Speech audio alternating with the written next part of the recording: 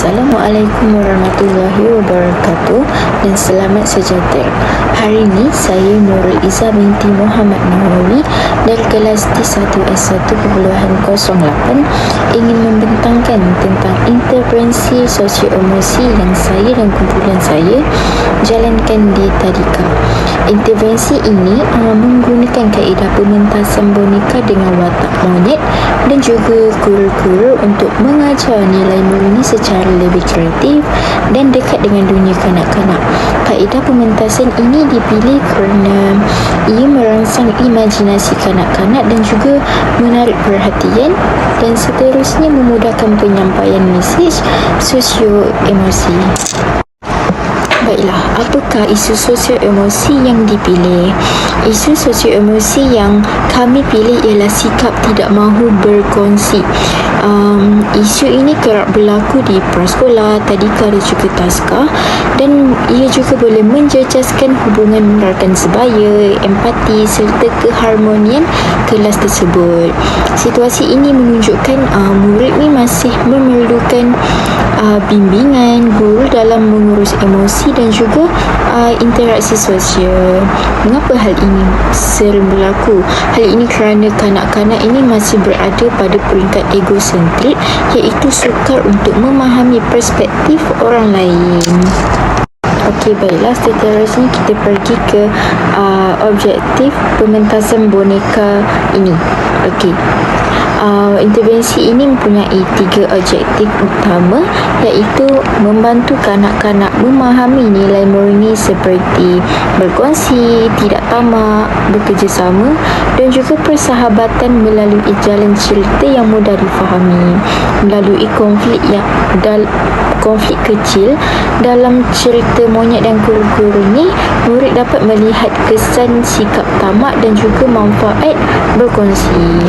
Objektif yang kedua ialah meningkatkan kemahiran bahasa kanak-kanak melalui pendedahan kepada dialog, penceritaan dan juga adanya sesi soal jawab selepas persembahan.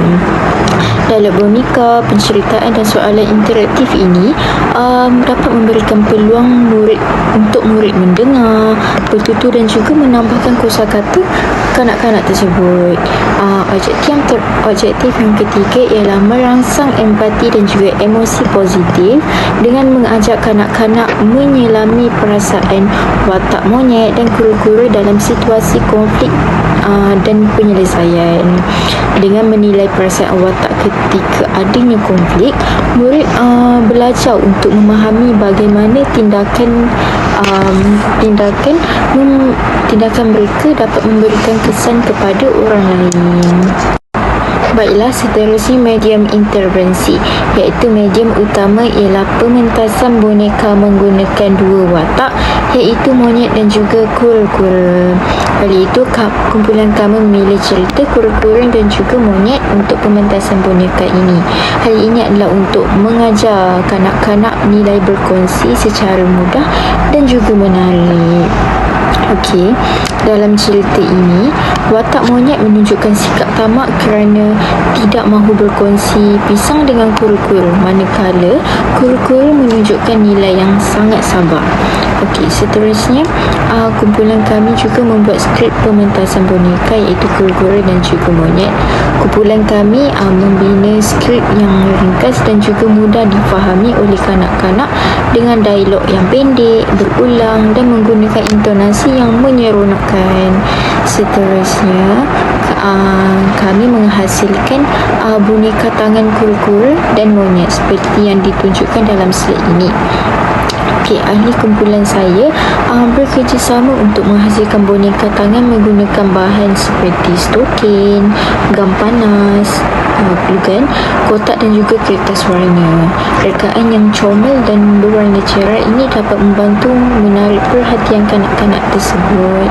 Seterusnya, kami memilih untuk menghasilkan pentas boneka. Hal ini untuk menjadikan pementasan lebih menarik.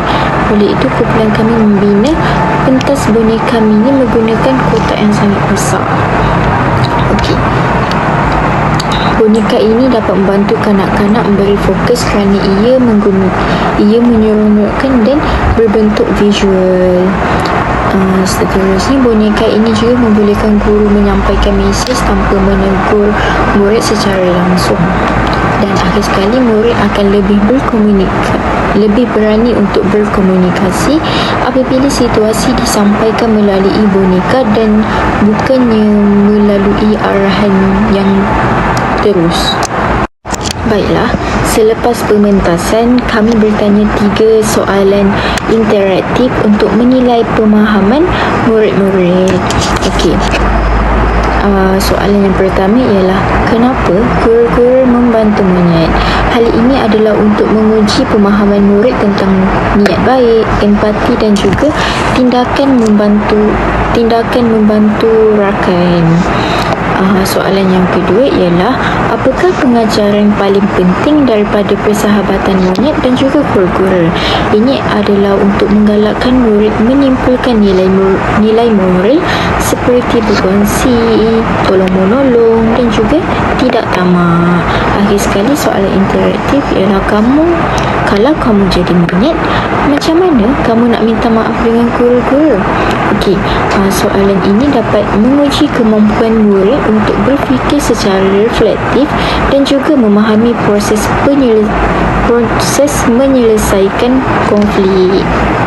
Baiklah, ini merupakan reaksi kanak-kanak terhadap ketiga-tiga soalan interaktif tersebut. Secara keseluruhannya, sebahagian besar kanak-kanak dapat memberikan reaksi yang positif ketika menjawab soalan interaktif tersebut.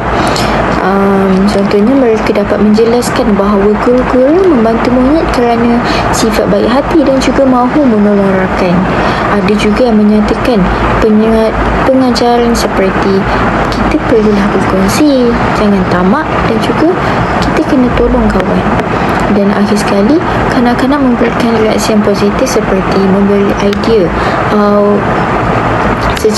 dengan cara meminta maaf. Contohnya, cakap sorry, peluk kawan dan juga atau bagi balik makanan dia, macam itulah. Okey. Reaksi positif ini dapat memperlihatkan bahawa kanak-kanak mampu untuk menunjukkan empati, kasih sayang serta menghubungkan cerita dengan nilai murni. Namun, terdapat juga reaksi negatif daripada beberapa orang murid. Ada murid yang menjawab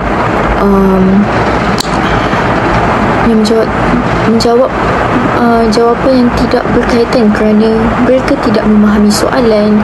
Ada juga tidak dapat mengenal pasti emosi watak dengan tepat, memberi jawapan sangat ringkas seperti tak tahulah. Dan akhir sekali, kanak-kanak mungkin kurang fokus masa sesi soal jawab dan juga mereka mudah terganggu. Ini menunjukkan bahawa sebahagian kanak-kanak masih belum mampu untuk menafsir emosi dengan tepat atau mengekalkan fokus semasa sesi soal jawab tersebut. Baiklah, kita pergi ke slide yang seterusnya, iaitu cabaran pementasan boneka ini. Terdapat beberapa cabaran sepanjang pelaksanaan projek ini, iaitu ada 4, iaitu yang pertama ialah kanak-kanak sukar untuk menzahirkan emosi, terutamanya murid yang pemalu ataupun kurang kosakata mereka. Cabaran yang kedua ialah masa yang terhad. Masa terhad seperti pementasan dan soal jawab ini seperti kita tahu memerlukan masa bagi memastikan semua murid dapat terlibat. Cabaran yang ketiga ialah kanak-kanak ini kurang fokus. Hal ini kerana kanak-kanak mungkin ada yang mudah terganggu oleh rakan ataupun persekitaran. Cabaran yang terakhir ialah respon kanak-kanak yang sukar dijangka.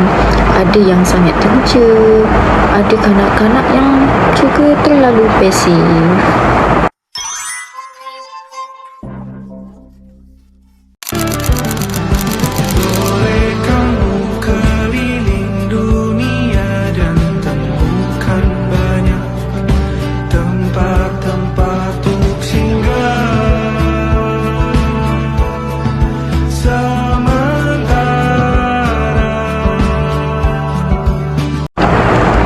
Baiklah, akhir sekali ialah rumusan.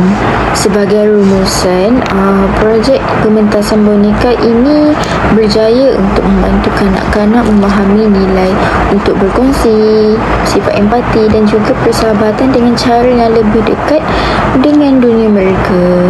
Melalui cerita dan pergerakan boneka ini, kanak-kanak dapat mengenal pasti emosi watak serta mengaitkannya dengan situasi harian di kelas.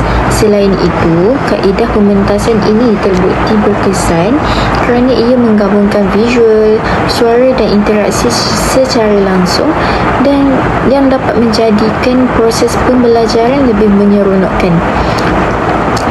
Bagi kumpulan kami, projek ini memberikan pengalaman yang sangat berharga dalam aspek kerjasama, perancangan dan juga kreativiti antara satu sama lain. Secara keseluruhannya, pementasan boneka merupakan strategi pengajaran yang bermakna dan mampu untuk menyokong perkembangan sosial emosi kanak-kanak secara lebih positif dan juga berkesan. Baiklah, itu sahaja perbincangan saya pada hari ini. Sekian, terima kasih. Bye-bye.